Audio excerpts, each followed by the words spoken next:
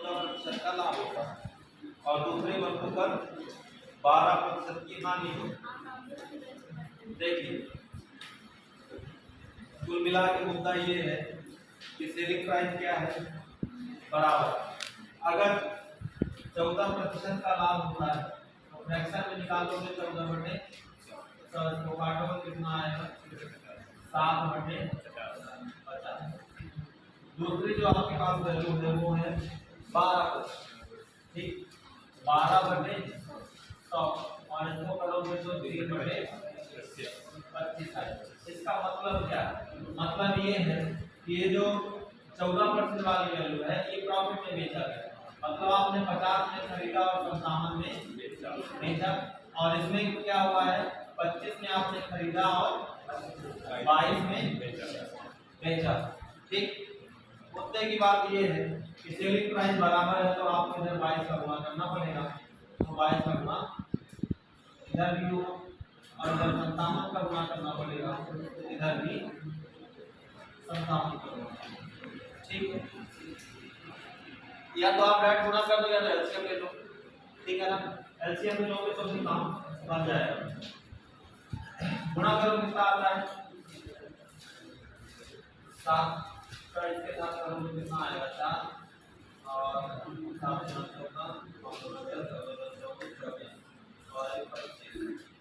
और 5 और इधर कर दो, इधर कितना आ जाएगा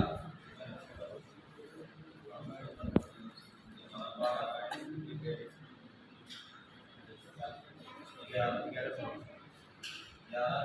और इधर कर दो 25 कितना होता है 75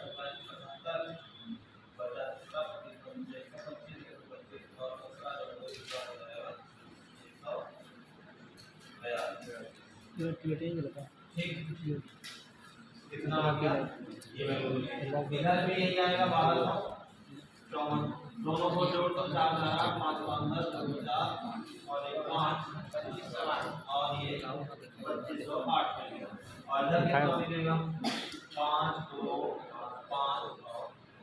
इसका मतलब क्या है 2525 में खरीदा और 2508 में बेचा, कितने का नुकसान हुआ 2525 में खरीदा 2508 में बेचा, कितने का नुकसान 17 रुपए का नुकसान और 17 रुपए का नुकसान कितने में 2525 में। अब मुझे ये बताओ कि 2525 का 17% कितना होगा, देखो यहाँ पे दशमलव लगाओगे 10%, यहाँ पे लगाओगे 1%, इसका मतलब 1% से भी कम की वैल्यू है, दशमलव कहाँ गया यहाँ लगा, यहाँ लगा मतलब 0.1%, ठीक है ना।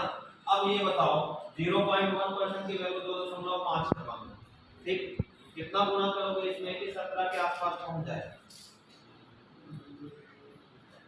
कितना गुना करोगे 17 के आसपास की वैल्यू मिल जाए, 8 करोगे तो और बड़ी वैल्यू 7 या 6 को करोगे तो कम पाएगा 7 ही कम, ठीक है ना। 7 गुना 35 होगा, 7 गुना 14 और 3 17, तो अप्रॉक्स वैल्यू क्या है कितना 7% के आसपास, 0.7% की हानि हो, लगभग मान लेंगे चलिए, ठीक है ना 0.7% की हानि, ठीक है ना।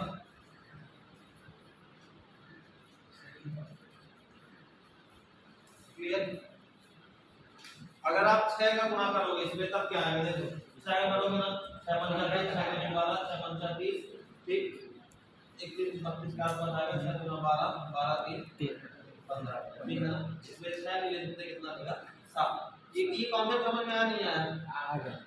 देखो दो चीजें हैं, या तो आप इसमें 100 को गुणा करो तो 1700 बनेगा और 1700 में फिर 2525 का भाग हो, या तो इतना समझ लो कि आपको निकालना क्या है कि 17 2525 का कितना प्रतिशत है, ठीक यहाँ पे दशमलव लगेगा 10%, इसका मतलब क्या है 252.5 होता तो 10% कहलाता, यहाँ पे दशमलव लगाए तो कितना हुआ 1%, इसका मतलब अगर 25.25 की वैल्यू होती तो 1% होता, यहाँ पे दशमलव लगाए तो कितना हुआ 0.1%, ठीक है ना। 0.1% की वैल्यू अगर 2.5 है तो 17 की वैल्यू कितनी होगी 0.7%, मतलब होगा लगभग 0.6 7 के आसपास, 7 से थोड़ा सा कम आएगा, ठीक है ना। चलो बढ़िया, आगे क्लियर है ये कॉन्सेप्ट समझ में आया? ये क्यों नहीं आ रहा है? क्वेश्चन में ये बोला है कि दोनों का विक्रय मूल्य समान है, दो वस्तुओं का विक्रय मूल्य आपको दिया है कितना, 2508। आपको इस वैल्यू से कोई मतलब नहीं है क्योंकि आपसे प्रतिशत पूछा है, ठीक है ना। प्रतिशत नहीं पूछा होता, मान पूछा होता तो इसकी जरूरत आपको पड़ती, लेकिन उसने क्या पूछा है, प्रतिशत पूछा है, ठीक। अब देखो, एक में 14% का लाभ हो रहा है, एक में 12% की हानि हो रही है। 14% को आप फ्रैक्शन में कन्वर्ट किए कितना आया, 7/50, और 12 को कन्वर्ट किया कितना आया, 3/25। इसका मतलब है 50 में खरीदा और 50 में 7 57 में बेचा, 25 में खरीदा और 25 - 3 मतलब 22 में बेचा, हानि हुई हो हानि, ठीक है ना। अब क्योंकि सेलिंग प्राइस दोनों कंडीशन में बराबर है तो इसको आपको क्या करना पड़ेगा, बराबर करना पड़ेगा। बराबर करने के दो विकल्प, या तो इसका गुणा इसके साथ कर दो, इसका गुणा इसके साथ कर दो, या तो एलसीएम ले लो। किसी भी कंडीशन में तुमको सेलिंग प्राइस बराबर करनी है, लेकिन अगर गुणा इस तरफ कर रहे हो तो गुणा आपको इस तरफ भी करना पड़ेगा, क्योंकि अनुपात में गड़बड़ी नहीं होनी चाहिए, नहीं तो प्रतिशत ही बदल जाएगा, ठीक है।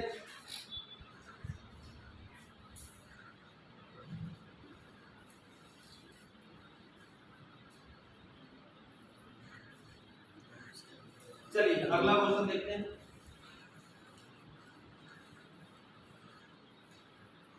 क्वेश्चन ये बोल रहा है कि 2850 रुपए में एक साइकिल बेचकर एक दुकानदार 14% का लाभ कमाता है। देखो 2850 रुपए में अगर वो बेचता है तो कितने का लाभ होता है, 1450 का। इसका मतलब इसमें 14% की वैल्यू आपको गिवन कितना, 2850। क्वेश्चन ये बोल रहा है कि यदि लाभ घटकर 8% हो जाए तो विक्रय मूल्य कितना होगा। इसका मतलब किसकी वैल्यू पूछ रहा है, 114 की वैल्यू आपको पता है, आपसे 108 का पूछ रहा है, की वैल्यू पूछा है, तो 2850/114 और गुणे 108। इसको काट लो, जिसकी बात करता है किससे करता है, ये सर ये दो और 3 से 6 से काट दो इसको, कितनी बार कटेगा, 6 कम से 6 नहीं 54 हो गया, और 6 कम से 6 48 हो गया, ठीक। और 19 इसको काट दो, कितनी बार जाएगा, 19 और 150 गुणा कर तो बराबर कितना आएगा, 0 18 10 से 90 18 1 18 और 18 कितना आएगा, ठीक। क्लियर बन जाएगा, कोई दिक्कत तो नहीं किसी को, आसान।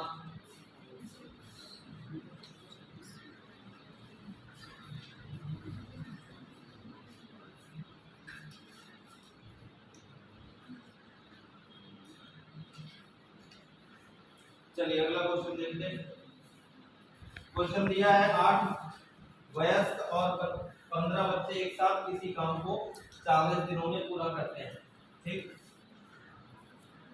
8 वयस्क है मतलब एडल्ट है, प्लस 15 बच्चे हैं, 15 को 30 दिनों में, ये एक काम को 40 दिनों में पूरा करते हैं, तो कुल काम कितना होगा, बड़े 40 कर दोगे तो टोटल काम निकल आएगा। फिर लिखा है 18 वयस्क और 10 बच्चे एक साथ समान कार्य को 36 दिनों में पूरा करते हैं, तो 18 वयस्क है मतलब एडल्ट, प्लस 10 बच्चे हैं, और ये जो है तो कितने दिनों में करना है, 36 दिनों में। समान कार्य है, इसका मतलब ये कार्य और ये कार्य दोनों क्या होंगे, बराबर होंगे, ठीक। 4 से आप इसको काट दो, 4 इसको काटोगे तो 10 बार कटेगा, और इसको काटोगे तो 9 बार, ठीक। गुणा कर दो, क्या आएगा, 80 150 प्लस 150 बराबर 18 में 9 करोगे 162 ठीक। ए की वैल्यू एक तरफ कर लो, सी की वैल्यू एक तरफ कर लो, तो 150 में से 90 माइनस करो कितना बचेगा, 60 बराबर, और 80 माइनस करोगे 162 में कितना बचेगा, 82 ठीक। तो c बटा a कितना हो जाएगा, 82/60। इसको और काट को कितने बार कटेगा, तो ये बन जाएगा 41/20 30, ठीक। अब देखिए ये तो आपको अनुपात मिल गया। अब अनुपात मिल गया तो आप क्या करोगे कि पूछा क्या है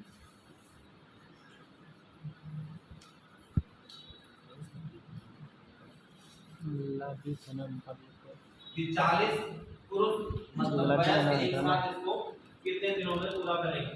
तो 40 वयस्क मतलब एडल्ट, एडल्ट की वैल्यू कितनी आई 30। तो 40 लोग एक दिन में मतलब ये एडल्ट एक दिन में कितना काम कर रहे हैं 30। तो 40 लोग ये होंगे कितने दिनों में करेंगे 20 दिनों में। अब टोटल काम क्या होगा, या तो ये वैल्यू ले लो या तो वो वाली ले लो, कोई देख ले लो। अगर ये लेते हो तो 18 ये मतलब 18 गुणे 30 करना पड़ेगा, कितना आएगा 240 प्लस 15 गुणे 80 करना पड़ेगा।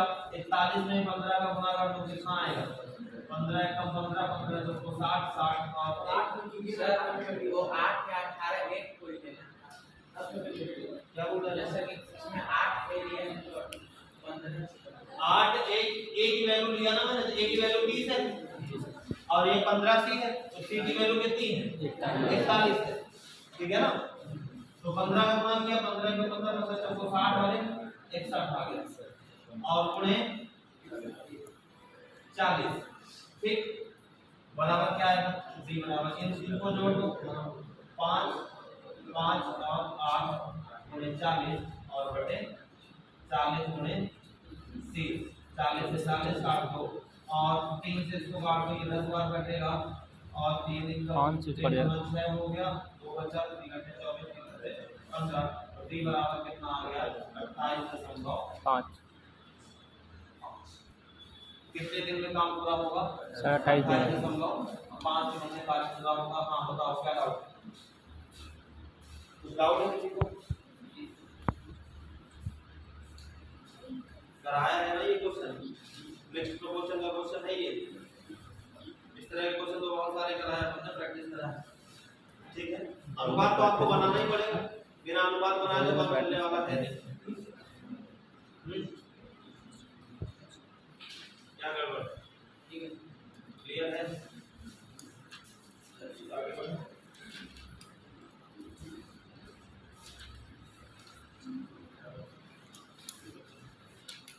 एनालिसिस करने से तो हमारी पूरी पूरी मैथ एक बार रिवाइज हो जाती है।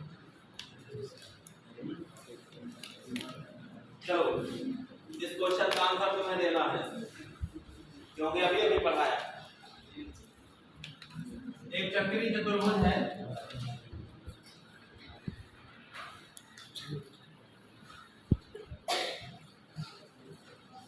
जिसका नाम है ABCD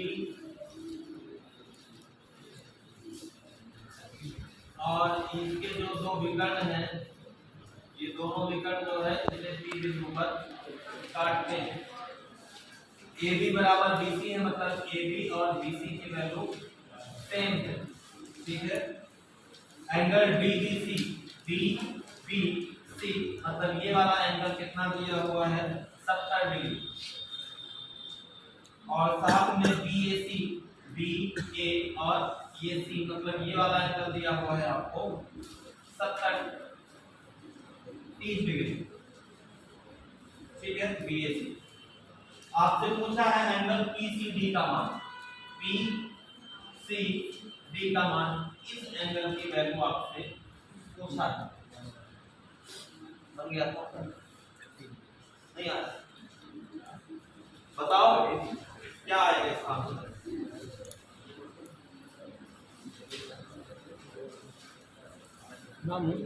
जल्दी बताओ, 30 डिग्री ही आएगा, देखिए कोई करने वाला व्यक्ति के बराबर तो भी बराबर ही होगा।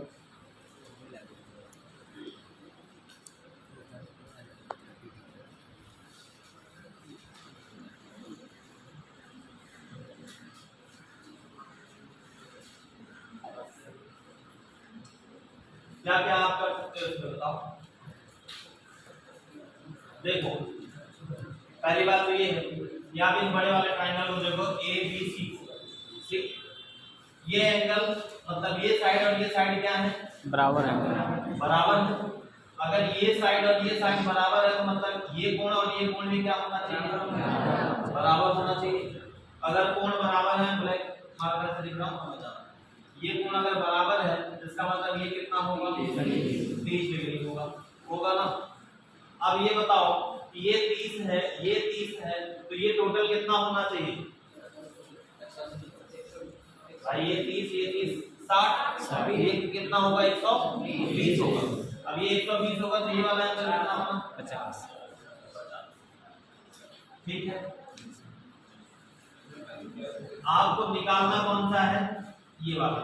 अब ये 120 है तो ये कितना होगा, 120। ये पूरा कितना होगा, 60 होगा, क्योंकि आमने सामने के कोणों का योग कितना होता है, ये कितना हो गया, 60 डिग्री। ठीक है। एक चीज और समझो, आपको मैंने एक प्रॉपर्टी बताई है, अगर आपको याद हो कि अगर ये एक क्या है, जीवा है, और अगर इसी जीवा को आधार मानते हो या आप परिधि पर कोई कोण बनाते हो तो कोण क्या होते हैं, बराबर होते हैं। इस तरह का भी एक प्रॉपर्टी बताया था ना, ये वाली याद है, ये थीटा ये थीटा ये थीटा है ना। तो अगर इसको आधार मान के आप ये एंगल देखो, ये कितना है, 70 है, तो ये कितना होगा, 70 होगा। अब ये 70 है, ये 60 है, तो ये कितना होगा, 7 और 6 13, मतलब 130 हो गया। ये एंगल कितना होगा, 50।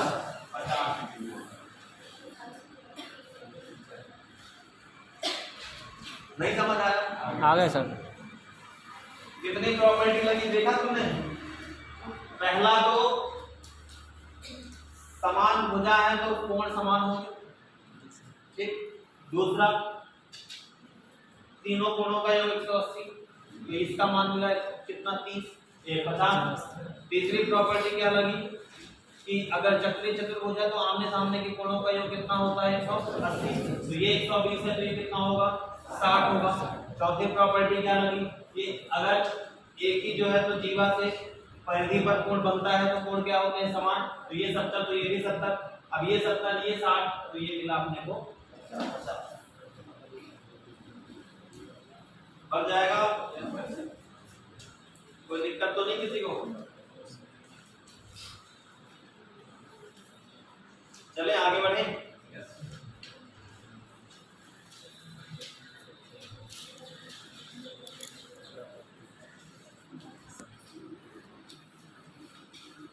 चलो अगला क्वेश्चन देखते हैं। अगला क्वेश्चन बहुत तरह का है, ये क्वेश्चन बन जाएगा, जल्दी करो।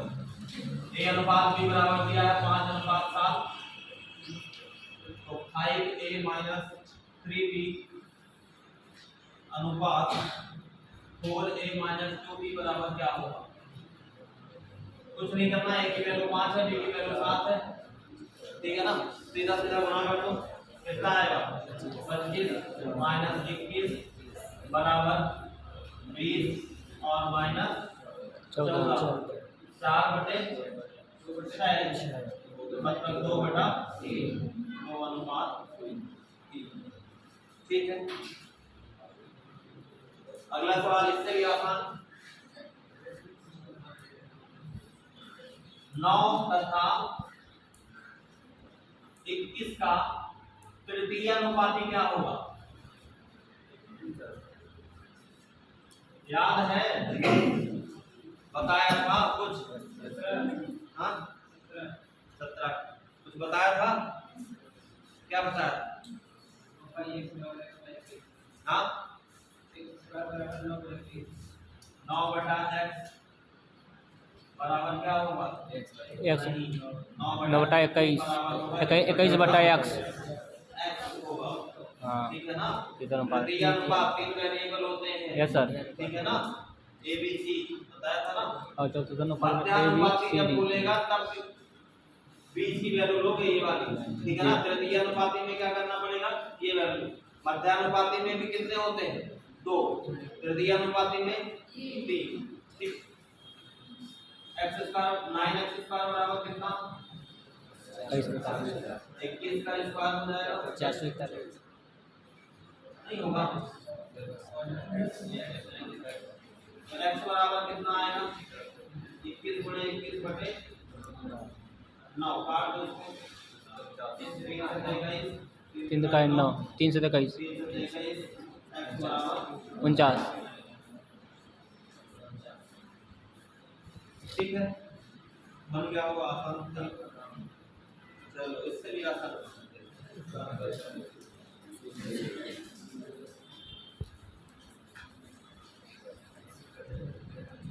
बोल दो, नहीं पढ़ना है ये, बोल दो।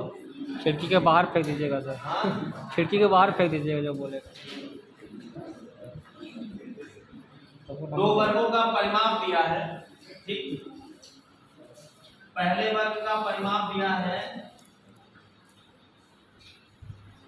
24 सेंटीमीटर और दूसरे वर्ग का परिमाप दिया है 32 सेंटीमीटर। क्वेश्चन आपसे ये पूछा है कि उस वर्ग का परिमाप क्या होगा जिसका क्षेत्रफल दिए गए वर्गों के क्षेत्रफल का योग।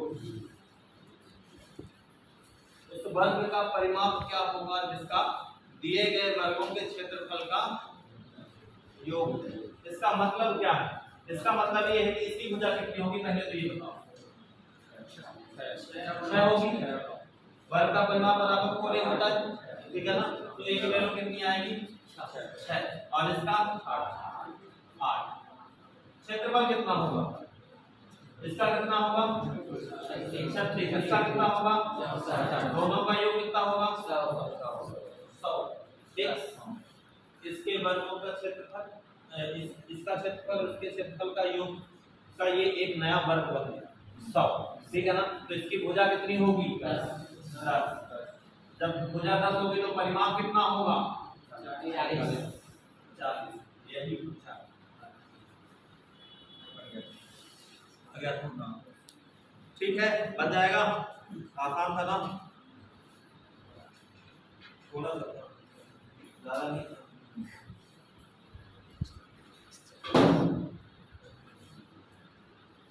चलो अगला सवाल देखो। एक व्यापारी लेख को इस तरह चिन्हित करता है कि उसे चिन्हित मूल्य पर बेचने पर लाभ विक्रय मूल्य का 70% होता है। ध्यान देना, विक्रय मूल्य का 70%। 70% का मतलब 70% का मतलब बताओ क्या?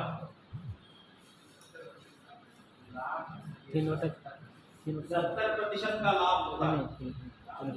हाँ, विक्रय मूल्य में बेचने पर 70% का लाभ होता है। इसका मतलब क्या है? इसका मतलब ये है कि 70/100 तो विक्रय मूल्य पर लाभ कर रहा है ना। इसका मतलब क्या होगा कि कॉस्ट प्राइस कितनी होगी 100 - 70 मतलब 30 और सेलिंग प्राइस कितनी होगी 100 रुपये। तो ये ध्यान दो, लाभ बोल रहा है लेकिन लाभ काउंट किसमें कर रहा है विक्रय मूल्य पर, ठीक है ना। लाभ वैसे काउंट किसमें होता है विक्रय मूल्य पर, इसमें किसमें कर रहा है विक्रय मूल्य पर, ठीक है ना। इसलिए मैंने लिखा ये अगर आप कॉस्ट सेलिंग प्राइस मान रहे हो कितना 100 तो कॉस्ट प्राइस कितना होगा 100 - 70 मतलब 30। अब तुम यहाँ से देखो, अगर तुम लाभ काउंट करोगे तो अंतर कितना आया 70, ठीक। डिनोमिनेटर में वैल्यू होनी क्या चाहिए कॉस्ट प्राइस ना, लेकिन वो कर क्या रहा है सेलिंग प्राइस, तभी तो 70% आएगा जब बटे 100 होगा, ठीक है। उसके बाद क्वेश्चन ये बोला है लेकिन वह क्रय मूल्य के 100 क्वेश्चन ये बोला है कि अगर वह क्रय मूल्य के 150 रुपए 150% प्रॉफिट पर बेचे, 150% प्रॉफिट पर बेचे तो दोनों विक्रय मूल्यों का अंतर जो है वो कितना है 1750 है। अब अगर क्रय मूल्य के 150% में बेचे मतलब 250 में बेचे, ठीक है ना। इसका मतलब इसका आपको क्या निकालना पड़ेगा 250/100, ठीक। 0 से 0 काट दो, 0 से 0 काट दो, 25 क्या 75। कितने बेचे 75 में बेचे, दोनों अब ये क्या मिल रही है आपको? Selling price. ये भी क्या मिली? Selling price. दोनों का अंतर कितना आया? 25। क्वेश्चन में अंतर कितना दिया है? 1750। ये 1750 किसके बराबर होगा? 25 के बराबर। 25 के बराबर होगा। और आपसे पूछा है 15% लाभ पर बेचने पर विक्रय मूल्य क्या होगा? अब इसका आप 15% निकालो, 30 का कितना होगा? 45 होगा ना। 30 का 15% कितना होगा? 45 ही होगा ना। बोल का निकला हाँ नहीं होगा 45 नहीं होगा नहीं होगा 4.5 34.5 होगी। ठीक है ना। कितने बेचेगा? 34.5 345 बटा 10 ठीक। 0 0 काट दो, 25 इसको काट दो, कितनी बार कटेगा? 7 और 7 गुणे 345 कर दो तो 7 बना 35 और 28 और 3 31 और 7 31 और 4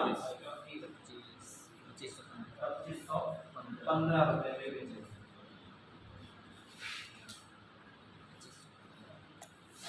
चौबीस सौ 15 रुपए में बेचेगा। ठीक है ना। क्लियर बन जाएगा। तुम लोग हाँ में हाँ जो मिला देते हैं ना,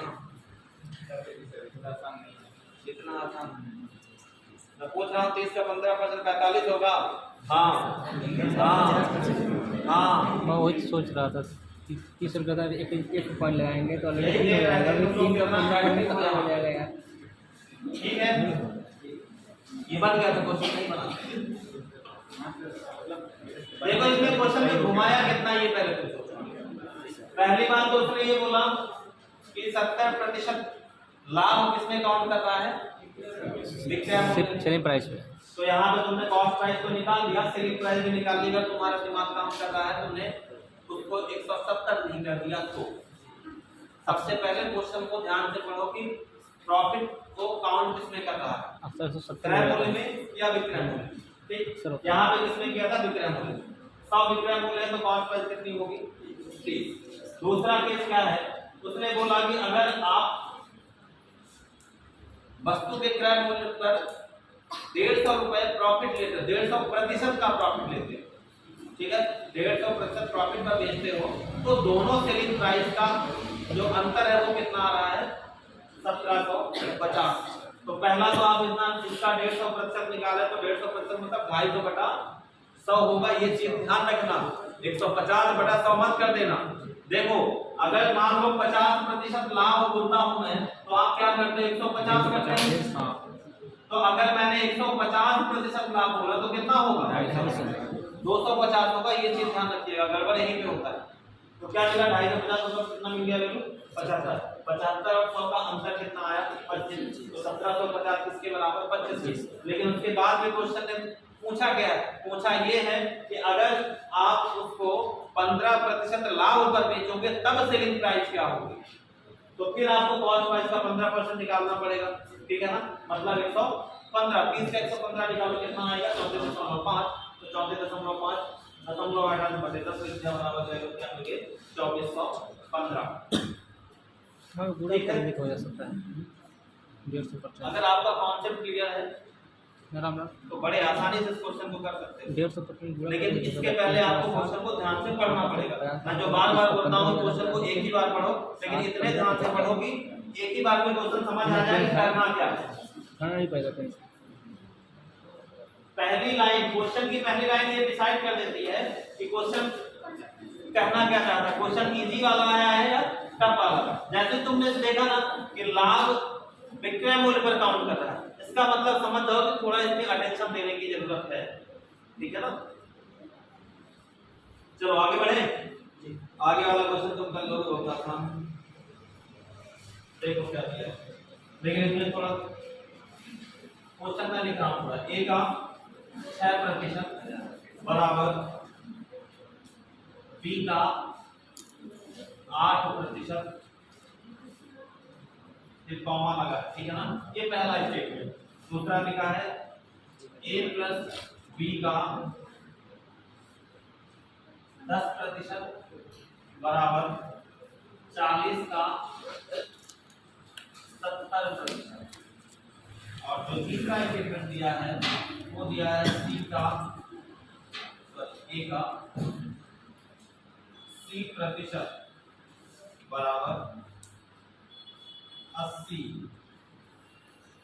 को तो a plus C minus B का मान क्या होगा? ये क्वेश्चन अच्छा प्रश्न लगाने का आप प्रयास कर सकते हैं।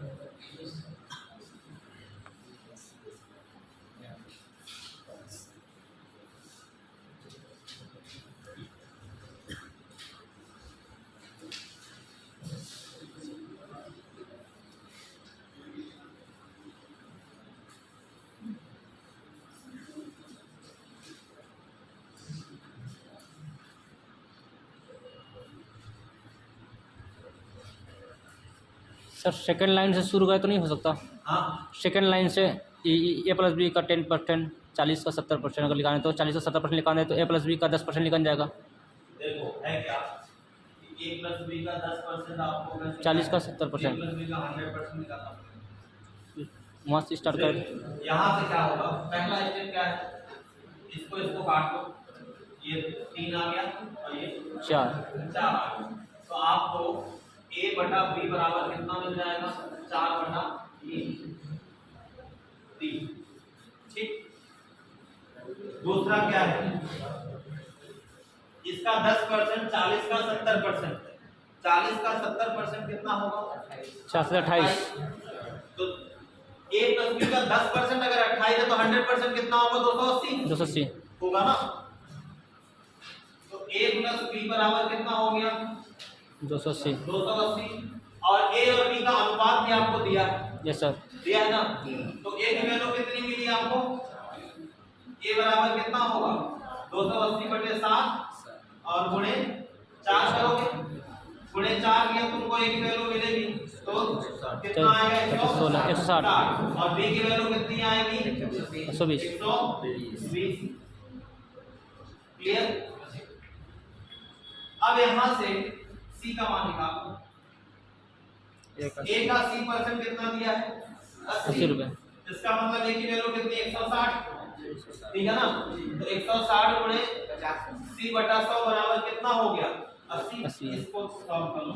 160 गुणे c बटे 100 बराबर 80। 80 गुना 160 होता है और 2 से इसको काटोगे 50 आएगा। तो c बराबर 50। तो इसका मान क्या होगा? a plus c। a कितना है? 60 160 और 50 210 और माइनस 120 बराबर 90। नहीं समझ आया? आ गया सर। बढ़ जाएगा। स्टेप बाय स्टेप आपको जाना पड़ेगा। तीनों स्टेप का अपना अपना अलग अलग महत्व है। ठीक। क्लियर? हटा दो। सेकंड लाइन से शुरू करते तो बिना काट के ऊपर से हो जाता है और कंप्रेशन बढ़ता ऊपर आपको नहीं होता। चलिए अगला सवाल। ये सवाल तो मैंने आपको क्लास में कराया है जब आपको मैं घातांक करनी पढ़ाया था। x की पावर a अपन x की पावर b बराबर a minus b into x की पावर b अपन x की power c b minus c into x की पावर c और x की पावर a और c माइनस a। ये क्वेश्चन तो हमने सॉल्व तो नहीं किया था।